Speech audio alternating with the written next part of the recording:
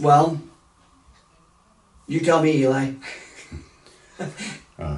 I will give a testimonial here. You will hear this later on. Because you've come in and you've had the experience. But your body is a leverage system. Your bones are there. Okay, I'm going to back up real quick. The main component of who you are is your brain and your spinal cord.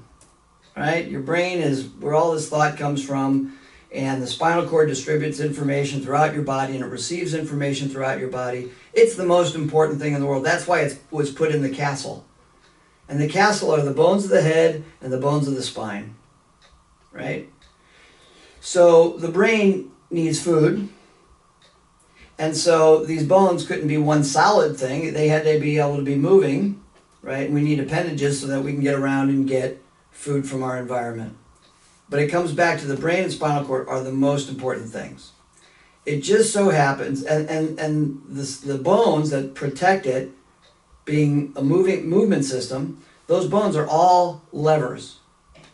And as anybody who's dug a hole in the ground with a short-handled shovel compared to a long-handled shovel knows, a long-handled shovel has a lot more leverage, and it's a lot easier to use, right? Assuming you have the room. In a body, when the levers are where they should be, then you've got the most leverage, and it's the easiest thing possible for the body to move. When the bone gets shifted and now the lever is short, it takes a lot more effort to do the same movement. In fact, it can't even do the same movement because stuff gets in the way. So what I do keeps the lever system as strong as possible by keeping the relationships as good as possible.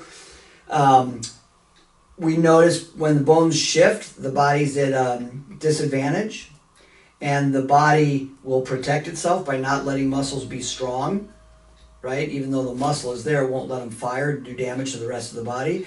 So when the bones are brought backwards, that muscle shows up in force.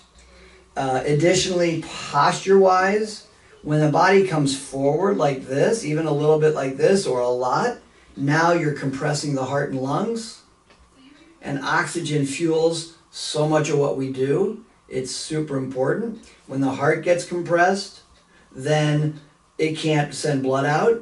So this is going to affect any kind of athletic performance to some degree. And on that note of the body coming forward, I'm just going to say that this posture in senior citizens has a 44% greater, causes a 44% greater likelihood of death from heart issues, specifically atherosclerosis. So if we can keep people like this, then it's going to make all the difference in the world. So in terms of athletes, there is sport-specific benefit, but because this is such a comprehensive system, the benefits that your average person would get, an elite athlete can still receive, and vice versa. Would that be an accurate statement? Absolutely, absolutely. Think of it as whether you have a race car or a Prius or a jalopy. Any of those cars are going to function or a big giant truck, all of those cars are going to function better when their bodies are arranged appropriately, regardless of what their specialty is. It's the exact same thing for bodies. Regardless of what you do with your body, it's going to do it better when your structure is better aligned in specific ways. Yeah. So it does affect, and which goes back a little bit to the who am I, which is I'm a guy who's interested in the foundations of health. There's a lot of people trying to treat this, that, or the other condition. Bless them, have at it. Too few people are actually trying to solve the basic issues. And it just so happens if you solve the basic issues, so many of the other issues are just handled. And they don't show up. Or they show up years later instead of sooner. It makes all the difference in the world to take care of the foundation. This is why I say, what I do is about duology, not technology. It's about the simple things you can do and just do those things.